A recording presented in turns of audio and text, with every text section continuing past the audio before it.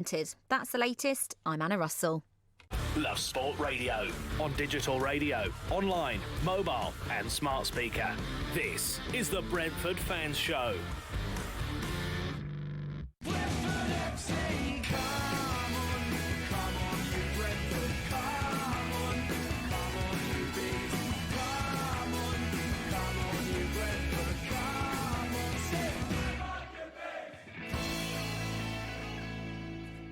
Good evening, this is Love Sport Radio and the Brentford Fan Show. Me, Matt Beadle, here with the boys from BeeSotted. As always, Dave Laney Lane and Robin Hood McMichael. As I said before the show, riding through Griffin Park. I'm going to use that every time I say your name now, Robin. Thank you very much. It was, of course, another narrow defeat on the road for the Bees this weekend. We're going to be discussing the game, what went wrong, but more specifically, what went wrong again. We're going to look into what the future holds for Thomas Frank. Where does he go next with this team? We'll also round up Brentford's international contingent representing their countries over the next 2 weeks. And we have an update on a cracking new book coming very soon from one of BeeSotted's very own. Look forward to that, chaps. Rather than going into the match, as we sometimes do on this show, a quick question first. Good away trip, lads? Enjoy it? It was another day. Once again, another day where football ruined football. What a great way to put it. And we had an excellent day out. We found a few little microbreweries. We tried a few local brews and some tipple. And then I think we kind of knew what might happen, because I did actually turn around to one or two and said, "Are we sure you want to do this?" And we went, "Of course, you've got to go to the game." And of course, you have got to go to the game. But you know, that's the nature of our season so far. It's literally been up and down, and you can't predict what's going to happen, especially away from home. Exactly, yeah. It's the words broken and record start to come to mind now, unfortunately. It's we'll get onto it more later on. But no, it's one of those days where, thankfully, the away trip, the people, as Lenny said, the tipples and the little microbrews and the pubs we went to, sort of help rein the day back in again. It's always a worth it. I love going to Forest away. I think the City Ground is a gorgeous football ground to go and watch football at. Unfortunately, unless Brentford are playing there in the last couple of years. But yeah, the weekend itself was very, very good fun. It's where my uncle's from. It's where a few very good old family friends are from as well. So I always have a certain soft spot for Nottingham. It's almost like a second home outside of London. So yeah, always like going there. Oh, lovely stuff. In terms of it's kind of akin to going on a night out. You know, when you're in one bar, in one pub, you're having a great time, but you just feel like you owe it to yourself to move on, or the people you're around. Well, we could probably move on to the next place. You go to the next place, you're like, we really should have stayed where we were. It was so much better, such a better atmosphere. But you're right in terms of then you're not allowed back in. Exactly, like and then you're like, and then you're blaming the mate who said, "No, let's go out." You're just like, you idiot. What's wrong with you? A usual group of friends over in Nottingham in terms of fellow fans. Yeah, exactly. Yeah, we met some really, really good people after the game as well. We went back to the Trent Navigations, a little pub right on the canal. It's like a really old-fashioned kind of, just on one of those little bridges that goes over the Trent. And we were in there for like 2 or 3 hours just chewing the fat about football. You know, they've had a really good start to the season, but they had their feet firmly on the ground as well. They weren't getting too carried away, and a few of them are still waiting for their bubble to burst. But at the moment, there's a lot of things going right for them. They're not setting the world on fire, as in they're not playing incredible football, but they're getting the rub of the green. They're playing function. I'd say they're playing functionally. They're getting results despite not playing well, which is arguably what you really want. Yeah, I mean, we've come away from another match where we're thinking, how the hell did we lose it? You know, we and then once you sort of like pick it apart, we didn't really necessarily deserve to get too much more out of it, but they created the one chance, and that was ultimately the 3 points in the bag. Well, again, I'd argue they didn't create the one chance. I'd say we created it for them, but that's something we'll get onto further on. In terms of the City Ground itself as well, actually, before we get onto, I know it's not the Nottingham Forest fan show, but did they discuss the Martin O'Neill, Sabrina Mucci changeover at all? Yeah, we did have a really good chat before the game with one of their podcasters. And interestingly, the new guy's only on a 1-year contract. He's only signed a 1-year deal, and his brief really is to come in and sort it out. And they were saying that they're really impressed by the job he's doing. So he seems to be hungry. He's not there for wasting time. He's not there for, shrug of the shoulders, let's see what happens. Got a 3-year deal. I'm probably going to get sacked after 8 months and walk out with a big payday. He knows that he's only got 12 months to work with. So that was an interesting new tactic by Forest. We did actually, we did have a few laughs with him about saying, surely it's about time that Billy Davies came back. Surely Nigel Clough's due another go, isn't he? Yeah. That got it. But I mean, they realise that they've literally been. They've done this merry-go-round to death, so they do need to try something else. So they're building a contingency. I mean, it's the kind of decision that can go one way. I mean, one way or the other. The 1 year contract is it doesn't show a lot of faith, in my opinion. It shows a lack of long-term thinking and long-term strategy. But as you said, given the managerial merry-go-round that has been Nottingham Forest in recent years, it almost makes sense to only offer a 1 year contract. But Billy did put it to him at the time, and he sort of said, well, is that better sometimes than having a situation where your manager's so comfortable and so confident that he's really not under, there's no big hammer hovering over his head. That there's almost an incentive there, isn't there? Yeah. Yeah, so... Got it. But yeah... We'll never know. But a good bunch. A good bunch, yeah. Good away day. Kind of worked out in that classic club legend like Martin O'Neill going back, not quite working out. In terms of City Ground itself, like you said, a great ground to go to. I think just you feel like when you're there, it's a ground that's steeped in football history, don't you? Yeah. Yeah, you can always sort of see. I mean, I know it's modernised slightly recently, having to keep up with the times. But you could sort of sit there and I mean, I wasn't alive back then, but in the sort of go back to the 70s and 80s when Forest first came to prominence, and you can sort of see that ground rocking as European champions. I mean, I don't like them to hark back to previous glories and 2-time European champions, but you get that vibe, not just necessarily from inside the ground, but from the approach and from the aura of the stadium. It was once a real fortress, and has been a real fortress for them this year as well. Our record there in recent years has been pretty excellent, isn't it? I know we've lost the last 2 visits, but they were both this year. I think we'd won the last 3 before that. So yeah, I did grow up in that era, and the names of like Gary Birtles and Trevor Francis and those players that were in Clough's team, just incredible nights. I remember them winning against Malmo, and Forest were the real deal back then, and it was a long time ago though now. So, but they've still got the 2 stars to prove it. So Absolutely, you can't take that away on every single kit. Yeah, very, very important. Just we like you said, Robin, we're going to come on to the game a little later, but just I guess if we look at it on the whole, 0-0, perhaps a fair scoreline. Yeah, I'd say so. Fair, yeah, I'd see that was probably the right result, but we needed to do more. We didn't create enough chances, and normally, our XG for, I don't want to be pelted by Brussels sprouts being thrown at the radio tonight, but, XG is normally a really good indicator, but, I mean, it's all going out the window again. It's like XG rebellion rather than extinction rebellion. Well, I think it was what we're facing at the moment. I did look at the XG earlier of the game earlier on, and it was Nottingham Forest 0.84, and we were I think 0.57. So statistics show that neither team really created that one really golden chance that merited a goal. But like I said, we'll get on to how we conceded and why we conceded later. I'd say 0-0. Certainly at half time, I think 0-0 was a fair result from that first half, and I think the pattern of the game throughout the second half, if you take the goal away, I think merits a 0-0 draw. But there's something evidently not right. Yeah, typical that Ben Watson, a player I think hasn't scored in like 3.5 years, was the one who'd come up with the opener. But you were in your pubs after the game, or your microbreweries, I should say, after the game, speaking to the fans from both sides about what they had to say. I'm really disappointed in that result. I'm not certain that actually Brentford were at that in the races at all at that game. There was no, I don't think we had a shot on goal. What Saeed was up to in the last 5 minutes, I've no idea. I'm really disappointed that Brentford performance. I didn't go to PNE.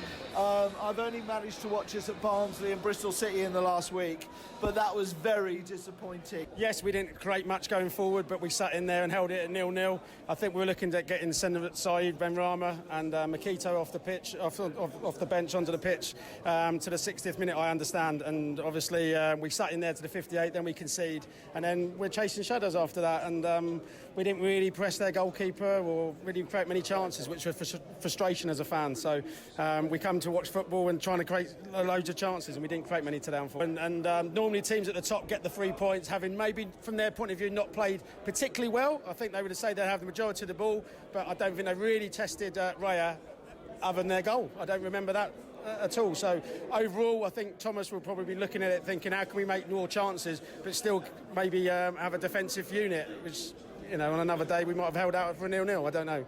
Unfortunately, we weren't at the races, kept on losing the ball. Forest kept on closing us down.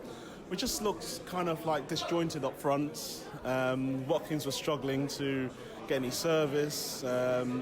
It's just a lot of loose balls. I mean, it was a far cry from what we did against Barnsley on Sunday, but it was a very difficult encounter. But, you know, we can't complain about the results. We're not actually that bad, but they just look a little bit better at everything, and it just shows. I mean, first half wasn't too bad. I thought we were in it and without creating anything, but neither side really did in the first half. But second half, they just had that little bit more. I don't know. You can't put your finger on it. We're there, but we're not quite there. And just going forward, we looked heavy-legged today. I think we needed the international break. Few people looked like they were carrying a few knocks. That didn't help. But, yeah, they had the command, just that little bit more nous, and we're just lacking it. It's just not quite there. It's not awful, but at the moment it looks we're heading into one of those seasons where it's safely mid-table, and that's the worry. I thought Brentford always a good, strong unit. I thought, compared to last season, we've come out on top today, and I thought we deserved the win, if I'm honest. But I always fear Brentford because they're a good side every year when you play them. But I think today we just nudged it, But we had a lot of possession today. It's just being able to convert that possession into actual tangible chances, because I don't think we did ourselves justice. I didn't think Forest really threatened us. One flash appearance, it was a good goal. I'm not going to take it away from them. They scored a good goal. But I knew deep down we were going to have to dig deep to get back in the game. And as it transpired, we didn't do enough. I don't think we were strong enough. I don't think we were physically enough. Whether we had the desire up front, I think the up front tactics, are not paying off. Playing Watkins as a striker, I don't think that's his main role. We're just missing a physical presence up front. I think that could help. I think that would help us out. I think we did miss it today. We certainly lack penetration. Look, we got into the 11th game of the season scoring 9 goals, and that's not good enough in anyone's book. If you look at all the championship games now, all the teams are pressing, so the goalie ends up thinking about putting it short because that's what he wants to do, but they end up kicking it long. Now, if you're going to kick it long, you need players to win it for you. You know, hey-ho, we've got the future, and we're still playing decent football, and on days that good football does pay off. And you know, let's Millwall, bring on the Millwall. That's what I say. Giving your team the coverage they deserve. Love Sport Radio. Are you being fobbed off by a company? Are they letting you down? And are your complaints falling on deaf ears? We can help you out. Come to aspokesmansaid.com and we will give you a voice and a platform to raise your complaints. As recommended in the Daily Telegraph, aspokesmansaid.com. Fighting for you, saving you money. You all right, mate? Yeah, I'm fine. Yeah? Really? It's just, there's a massive grizzly bear sitting on you. You sure you're okay? Well, now that you mention it, sometimes we say we're fine when we're not. But with 1 in 4 experiencing a mental health problem, if your mate says he's fine, he might not be. Be in your mate's corner and ask twice. Time to change. You're in leakage, you're in leakage. You're in leakage, you're in leakage. You're in leakage. You're in leakage, you're in leakage. Tenna men. Cage. Pants and pads. You're discreet. Masculine.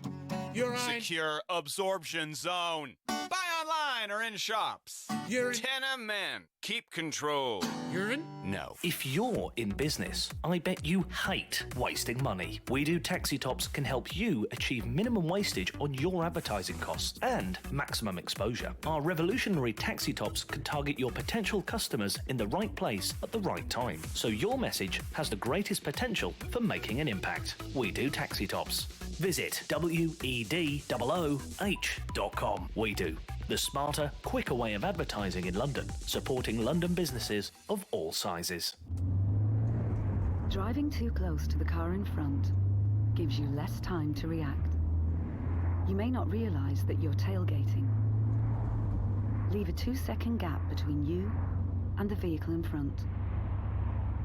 When it's wet, leave a 4-second gap. By staying back, you give yourself time to react. Stay safe. Stay back. Highways England, connecting the country. This is Love Sport.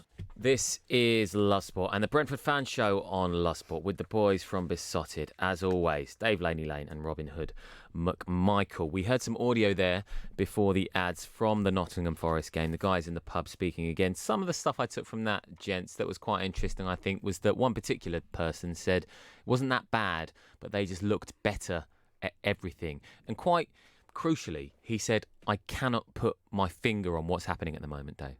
No, yeah, that's exactly right. And, basically what he was saying is we're an average championship team. It's not, we're not bad, but we're just not good enough at the moment. And we sort of did expect that much more improvement than certainly what we're seeing at the moment.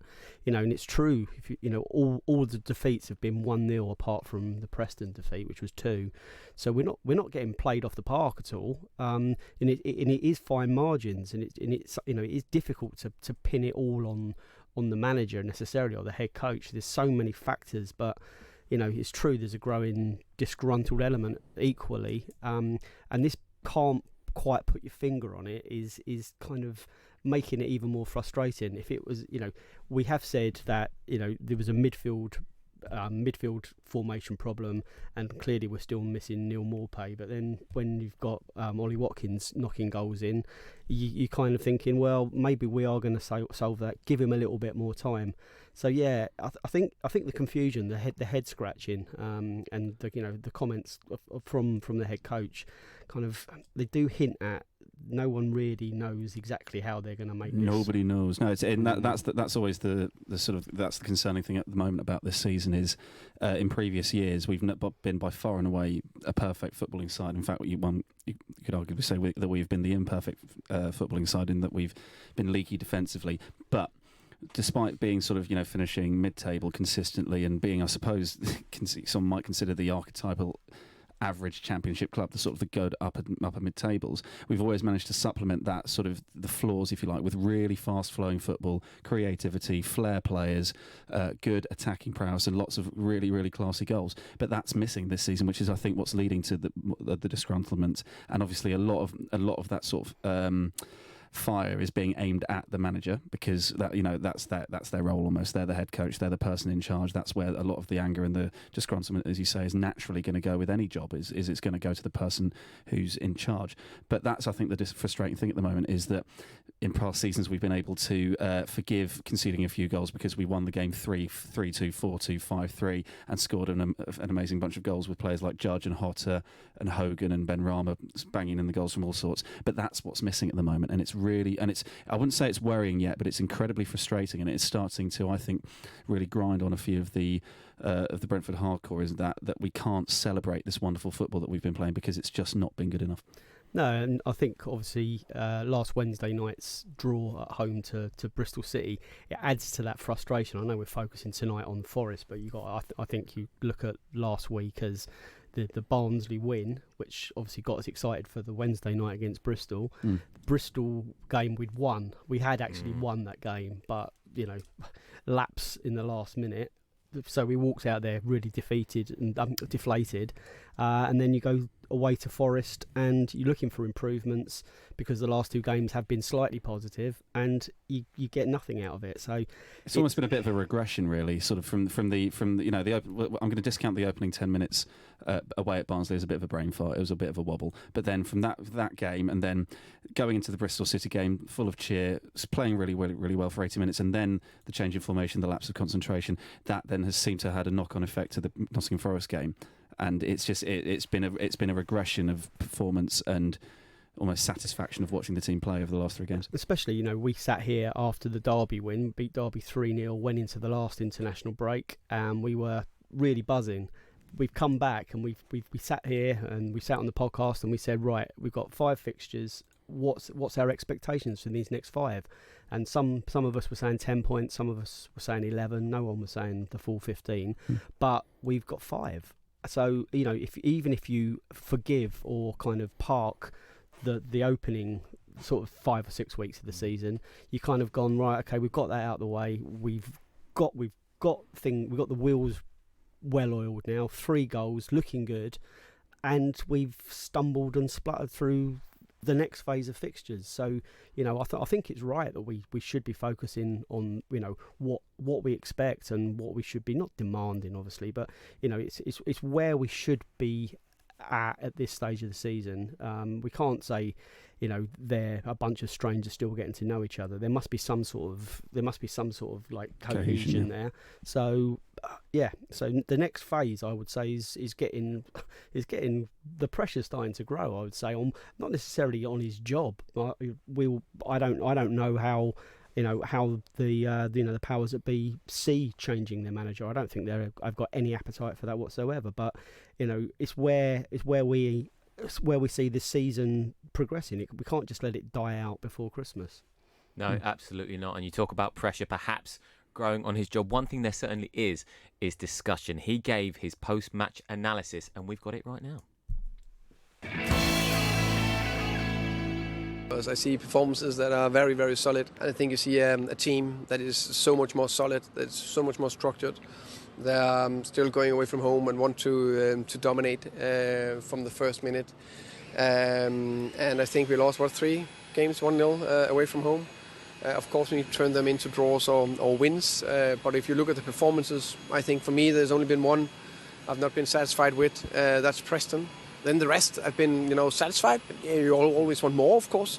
But on a day where it's the 3rd game in 7 days, playing away against a fine side with confidence, then you just need to play 0-0. This was a 0-0 game. I think all that saw it with the chances or no chances in both ends was 0-0, and it could potentially be a set piece that decided the game. And in the other end, I just say our deliveries was not good enough. We need to tip the small margins in the games. If we're going up 1-0 today, they will struggle because with the pace we have front. But when it didn't go that way, then we struggle a little bit. I think defensively we are where we should be. We are by far better than last year. So it is, of course, the offensive part, and that's a part of. I think we've been talking about relations. I think they were actually better today, also against Bristol, also against Barnsley. I think that's closer. Today, I think simply we just lack that sharpness, quality, freshness from our offensive players.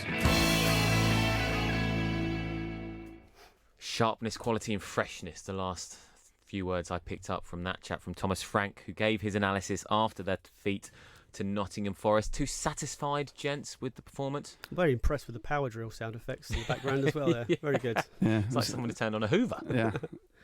Probably sweeping up at the back like Camo Makacho should have been doing, because that's one thing that the first thing that I noticed when the teams were announced on the day was Ben Rama and Makacho dropped to the bench, and those are 2 players that can really grab hold of a game and really, really take it by the scruff of the neck and change it almost. Admittedly, when they came on, they didn't do that. And maybe that does indicate that Frank was a little bit satisfied to just sort of play for a 0-0 draw. And this is the thing that concerns me, is I think he said in that interview, he's been happy with every performance apart from Preston. Now, satisfied with every performance since apart from Preston. Now that worries me. I wouldn't be satisfied with losing. and maybe I'm reading too much into that, but I do think that his general demeanour and language seems to be, it's fine. We've lost 1-0, but the performance was good, and I would like to just see a little bit more. I'm trying to think of the right word for it. A little bit more bluntness from him in terms of how the performance actually went. Because if he's satisfied with that performance away at Nottingham Forest, I've got a bit of a problem. Yeah, it did come across as too understanding, if I'm honest with you. I know Brentford fans that have been travelling away, especially the last couple of years, have really struggled because our away record has been woeful. It's been abysmal, yeah. Although we've got a couple of wins under our belts this season.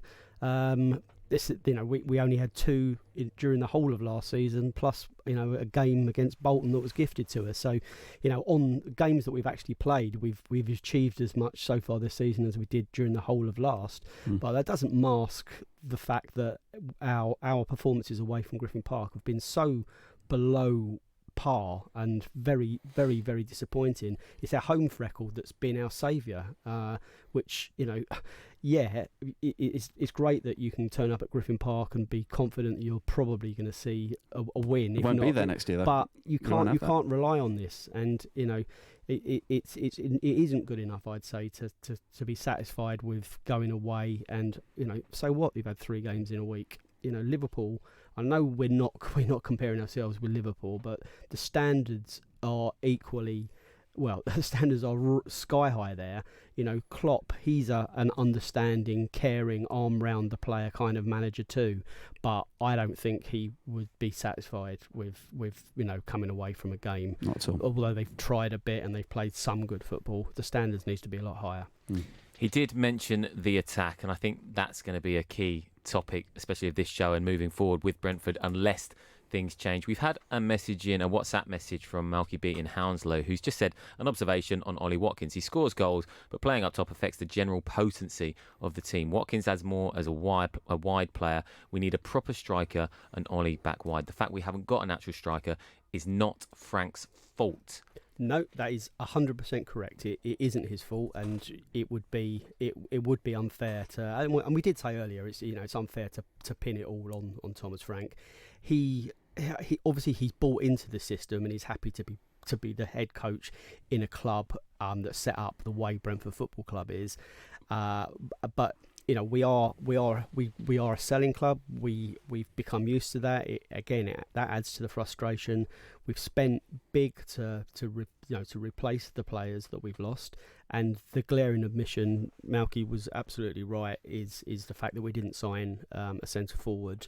As like for like as you could have got for more. An out and out striker. Yeah, I mean we've got Corellis who's come in since then, but he wasn't fit. He came in injured. He came on for the last few minutes on Saturday.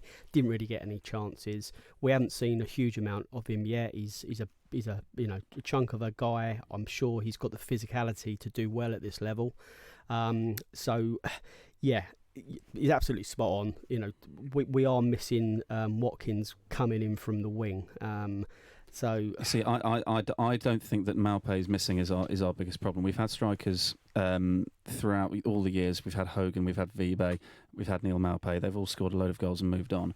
We've always managed to replace them. The problem for me seems to be is the supply line to that striker. And I hate to mention him because he's doing really, really well at West Brom, and really all credit to him. But Sawyers is a glaring omission from the team at the moment. He had that ability to not necessarily, because any player can play a good pass through midfield, but he had that ability to find the pass that no one else would. So thread through the eye of the needle, really sort of cut a defence in two with one single pass. Admittedly, he would have Neil Maupay up there to do it. That's another story. But I do think that Watkins would be benefiting up front more if he had a player like Sawyers in behind him, basically threading the balls through. Now, if you look at the players that we see, Laney, you said that we're a selling club. If you look at the players that are actually out on loan from Brentford, Marcus Force is banging the goals in left, right and centre every week, admittedly at a lower level, but you have to sort of question why we let him go out on loan. Emiliano Marcondes scored a goal for FC Midtjylland this weekend just gone as well. He would arguably, I think he just didn't fit in the 3-5-2 that we were playing or sort of the 3-4-3 that we were playing so far this season before we switched to 4-3-3, he'd suit the system now quite well because he'd have a bit more space to find the gaps that Sawyers used to find, if that makes sense. And then we've also got Halil Dervishoglu, who maybe I don't know what the process of that was entirely, but maybe we should have pushed to get him in a bit sooner. But it does seem to me that if we're going to start sort of analysing the lack of attacking prowess that we have, Thomas Frank isn't the person to go to for that. Yeah, the Dervishoglu transfer is obviously something we probably never get to quite the bottom of why he didn't arrive before the transfer window shut. I know he's going to come here in January, but it's a very similar situation to Marcondes. You know, before Marcondes actually could start playing for Brentford, we signed him and he was knocking them in for fun in Sweden, sorry, in Denmark. And then Dervishoglu's doing the same at the moment, and hopefully he's got some goals in him when he arrives. Well, that's the thing. He's 19 years old, and this is now everything that's happening at Brentford now is all adding to the pressure on Halil Dervishoglu for when he arrives, because he's going to be expected to come in and perform at that same level. And as we saw with Marcondes, sometimes it takes a bit of time to adjust. So if he turns up and he's not banging in, and he doesn't bang in 10, 15 goals by the time we hit May 2020, I certainly hope that doesn't affect his confidence and Brentford fans' faith in him. Yeah, and obviously we're going to try and keep things in perspective here as well. But what we're looking for is kind of those missing ingredients, those missing percentage points that are stopping it being not perfect, but more perfect than it is at the moment. And to have had a natural replacement for Morpay would have helped us, I'm sure. Ollie Watkins has been scoring a lot of goals. Fair play to the guy. He's done brilliantly. But I think Dervishoglu is needed yesterday. Save us, Dervishoglu. Very interested to see what happens when he comes in, and we do the AFC Wimbledon fan show on this station as well. That was yesterday. I have to tell you, they are buzzing about Marcus Forss. They fully believe he's going to get 20 goals this season. Easily. Yeah, he's playing with his heart on his sleeve there as well. He got sent off, didn't he, a couple of weeks back? Good. He's really going for it. I don't know the ins and outs of the deal. Is there a potential callback in January? Could that potentially happen with Marcus Forss? I'm not so sure. I don't know. Well, we're going to discuss more about Thomas Frank after this, because there is plenty to talk about on the Brentford Fan Show on Love Sport. This is Love Sport. Travelling abroad can be stressful, and you don't need the added worry of how you'll afford to pay if something goes wrong. Go to price comparison site spokesmansaid.com and find the best deal on your travel insurance to avoid holiday hell. Spokesmansaid.com. Fighting for you, saving you money. Get ready for Brexit on the 31st of October. This means that travelling to the EU will change. You'll need to check online if your passport is valid for travel to Europe. If you're planning on driving, you'll need to check if you have the right documents to drive, and make sure your travel insurance covers all your healthcare needs. To keep your trip on track, check what you need to do at gov.uk/Brexit. Get ready for Brexit on the 31st of October. Stop paying too much for your energy bills. Brian saved money on his at spokesmansaid.com. Can you? I'm Brian from Swadlincote, South Derbyshire, and I saved about £400 on my energy bill with a Spokesman Said. The iSpokesman Said website was very easy to use, and the money I saved I put towards a holiday. Compare home energy quotes from the UK's biggest suppliers in just a matter of minutes with spokesmansaid.com. Fighting for you, saving you money. If you're in business, I bet you hate wasting money. We Do Taxi Tops can help you achieve minimum wastage on your advertising costs and maximum exposure. Our revolutionary taxi tops can target your potential customers in the right place at the right time, so your message has the greatest potential for making an impact. We Do Taxi Tops. Visit WEDOOH.com. We Do.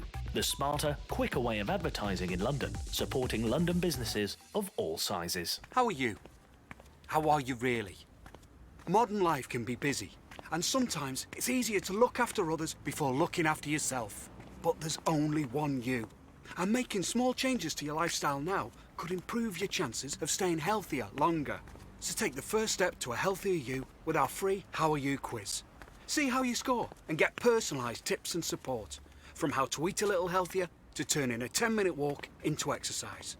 Just search One You. Love Sport. This is the Brentford Fans Show on Love Sport. Me, Matt Beadle, here with the boys from BeeSotted, Dave Laney Lane and Robin Hood McMichael. And it's that time. It is that time, ladies and gentlemen, for the newly named segment of Robin's Roundup. Welcome to Robin's Roundup. No, we've had a few.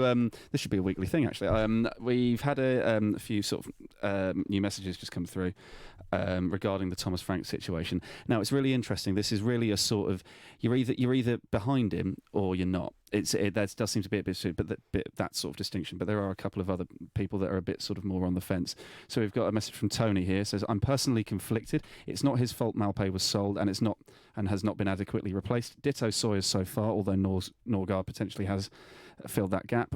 We are not playing horrifically, and defence is visibly improved. I'm not panicking yet, but Thomas Frank has work to do, and there is no doubt the clock is ticking." Matt says Thomas Frank has had us playing wonderful football back end of last season. He's not become a completely negative coach. It's totally down to how our club operates at the moment. Dean Smith had the same problems. We never have a continuous settled squad. We lose top players every season.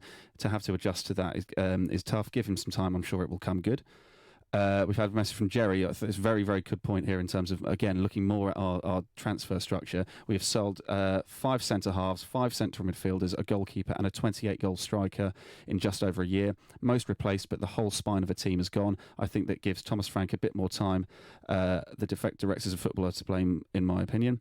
And then from another Matt, it says, "It's difficult. For years we've wanted stronger defence and to grind out results. Who on here wouldn't have taken goals against after our first 11 games as 9?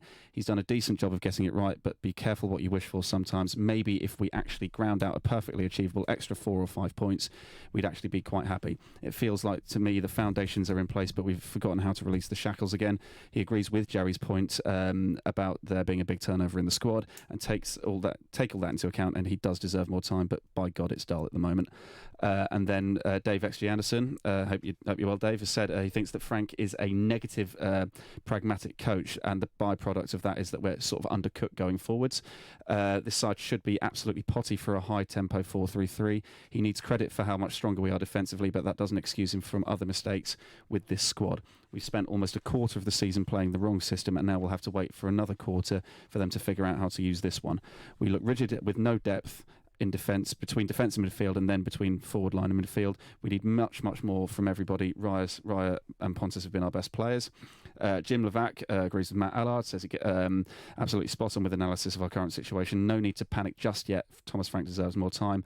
And John makes a very good point that the Bristol City formation change, which we talked about, where he switched from the 4-3-3 to back to his 3-4-3, it's similar to that sort of that Rosler shoring up and that Warburton going for it. You might end up in a similar place, but that sticking with your guns and going out to play football opens up the throttle, and then the other one just sort of sucks the joy out of it a little bit.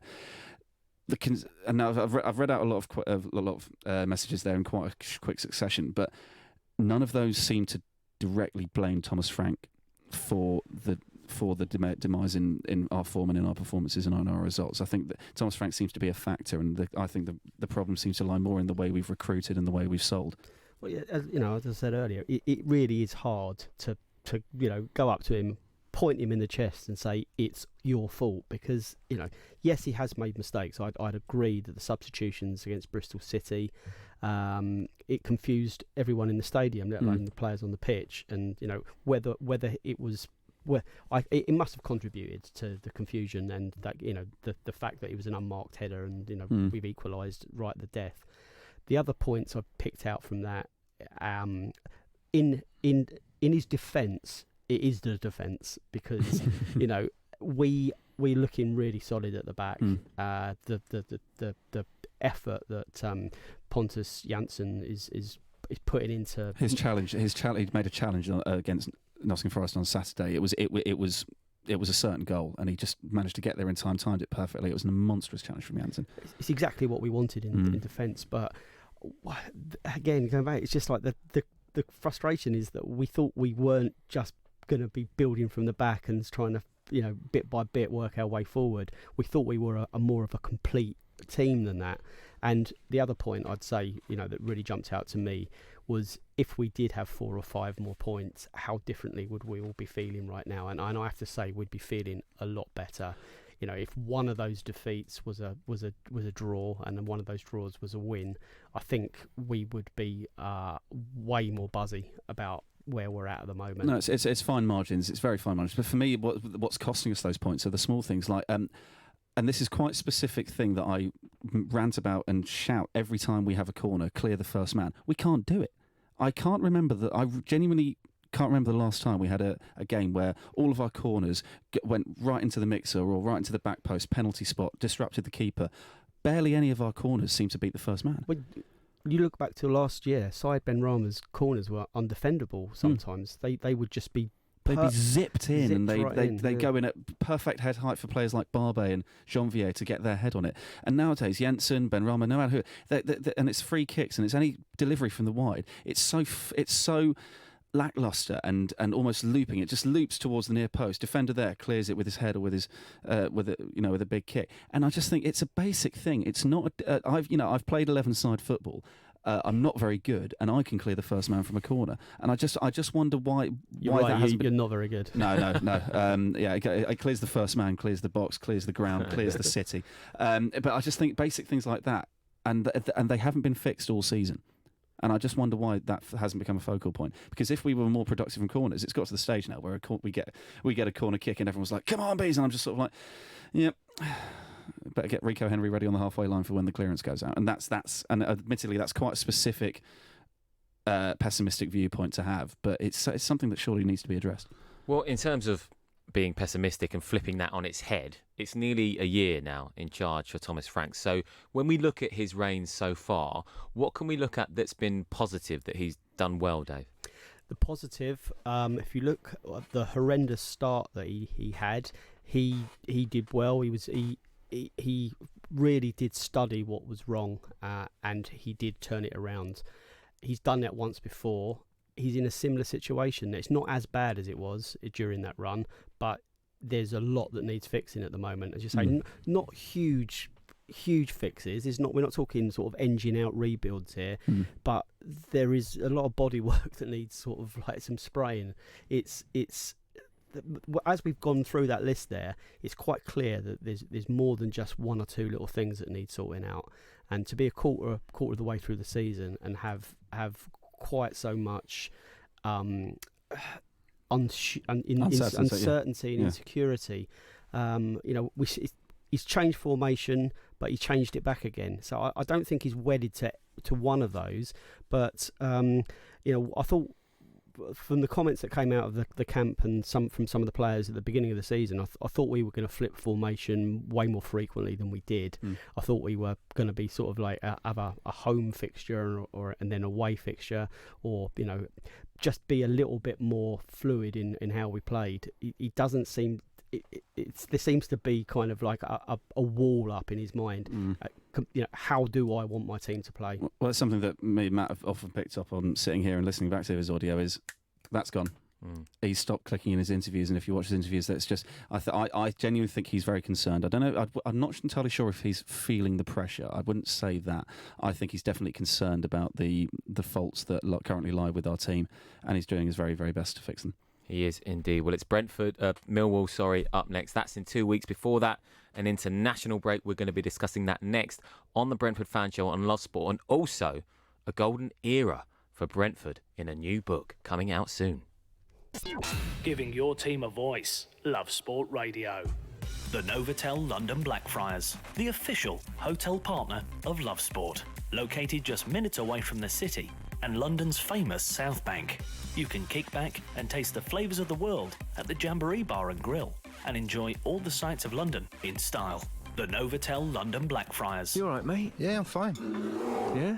Really? It's just, there's a massive grizzly bear sitting on you. You sure you're okay? Well, now that you mention it, sometimes we say we're fine when we're not. But with 1 in 4 experiencing a mental health problem, if your mate says he's fine, he might not be. Be in your mate's corner and ask twice. Time to change.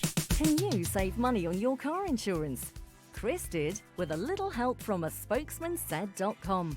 Getting real people, real savings. I'm Chris from Leicestershire, a truck driver. I went on a spokesman's set, which was very straightforward and easy to use for an old git like myself, and saved over £300 on my car insurance. Find quotes from over 100 leading insurance providers at spokesmansaid.com. Fighting for you, saving you money. If you're in business, I bet you hate wasting money. We Do Taxi Tops can help you achieve minimum wastage on your advertising costs and maximum exposure. Our revolutionary taxi tops can target your potential customers in the right place at the right time, so your message has the greatest potential for making an impact. We Do Taxi Tops. Visit WEDOOH.com. We Do, the smarter, quicker way of advertising in London, supporting London businesses of all sizes. You probably think you're pretty good at multitasking behind the wheel. I mean, you have to multitask to drive. So what's wrong with checking your phone? The thing is, your brain simply doesn't work. Even a quick look at the message, or firing off a quick reply, affects your concentration and makes you less able to react to hazards. If you use a mobile phone while driving, you're 4 times more likely to crash. Think. Put your phone away. This is Love Sport. This is the Brentford Fan Show on Love Sport. Me, Matt Beadle, with the boys from BeeSotted. Robin, it is the international break, the international weekend coming up. Of course, the Premier League and the Championship don't have a game that weekend, but a few players are on international duty. Yes, this is Robin's Roundup Uncut. So we've got a few players away on international duty, and what I think is funny is that last time we had an international break, we'd just beaten Derby 3-0, and we were sitting here thinking, oh, it's just such a shame that the international break's come, and then we lost 2-0 to Preston in a dire performance away the next game. But this time I think the international break's come at quite a good time to sort of, help maybe give the players that will be sticking around a bit of time to restructure, rethink and work on the training ground. However, during that international break we will be without Saeed Benrahma. He's got rightly so, got another Algeria call-up. He's going to be facing the Democratic Republic of Congo and Colombia in friendlies. Julien Jonvier's got a couple of friendlies as well, representing Guinea against the Comoros and Chile. Jan Zambarek, we're going down into sort of the youth level now, but Jan Zambarek, who's a very promising young attacking midfielder that we've got, who's just actually signed a first-team contract. He's going to be representing the Czech Republic under-19s against San Marino and Azerbaijan in Euro under-19 Championship qualifying. And we've got our Danish 3 from the B team, Mads Bech Sorensen, Jafet Seri Larsen and Mads Roslev Rasmussen will be representing the Danish under-21s against Northern Ireland and Finland in friendlies. Now, we've talked a lot on this radio show about... Mads Bech, definitely. Yeah, Mads Bech. I thought he had a busted knee. Well, no, he's according to Brentford's Instagram, he is off to face Finland and Ireland, Finland and Northern Ireland. But yeah, I just want to bring it back now because we've talked a lot about Thomas Frank and the current state of affairs and where our club's going and that kind of thing. But I do still sometimes have to pinch myself talking about the fact that we've got players going away on international duty. I'm really jealous of Julien Jonvier. They sound like 2 cracking games for me. Comoros Islands and Chile. Oh, I mean, that's just... They talk about the international break sometimes being a bit of a beast for players because of all the air miles they rack up. But when you're going to destinations like that, you take it. That's just incredible. I'm up for that. And obviously, is that your next holiday, Laney? Well, don't fancy Democratic Republic of Congo or Colombia, probably. What about Northern Ireland? Pop over to Belfast, enjoy the beers. Yeah, I'm up for a bit of that. Yeah. Check out the borders. Absolutely. Well, of course, there isn't a game next week, and I'm sure we'll be recapping some of the action that those guys have been in. But over to Laney now. There is a new book, The Golden Era of Brentford, the Harry Curtis Years. Dave, you've helped put this book together. Yep, it's something that I've wanted to produce for years now. I was fortunate to have written and produced jointly the official 125 year book for Brentford and the Griffin Park book, which is still available in the club shop. And Harry Curtis was a central figure. He was the secretary manager or the manager of our football club between 1926 and 1949. He was there 23 years, and under his leadership, we were transformed as a club. We went from the 3rd tier, the 3rd Division South, to the very, very top of English football. We topped the 1st Division, the Premier League, as it was to become. So Brentford became just a small club in London, and we were headline news. Harry took his team all the way around Europe. We played in Germany, before the war. He took us out to Portugal to play Benfica and Sporting Lisbon. Brentford were invited as one of the most progressive teams in Britain. We played up at Celtic. We were invited to play against Rangers. We were big news, and also our football club rebuilt Griffin Park while he was in charge. So we went from quite a tin pot little ground, flower pot shed kind of side that was brought from a cricket ground to a stadium that could fit almost 50,000 in. And there was talk, some of the cut-ins and some of the photographs we've unveiled during the research, there was talk about increasing the capacity of Griffin Park to 70,000. Wow. They were going to put double deckers all the way around it, and they were seriously thinking of doing that. And the reason they didn't, they wanted a more structured approach. They said, let's get the capacity up to what we need, and then we can add to that in the future. And in the same way that we look to recruit and sell on our best players, we were doing that then as well. There's a lot of synergy between how our club was run and transformed in that 1920s, 1930s to how we're being kind of prepared for better things now. And I say under Matthew Benham, this is probably the second renaissance of our football club. It's happened once before, and we're probably in a much better position we've ever have been. Moving into the new stadium, the club is getting on that footing where we kind of can start to replicate some of the achievements. It's 90 years ago this season where Brentford won every single home game in a season. That's never been repeated. It's a feat that's never been achieved since. Yeah. Harry Curtis was in charge of that, and that team then went on to then, that was then a team that then challenged and then won promotion. Only one team went up, remember, back then, and they clinched the championship to the top tier.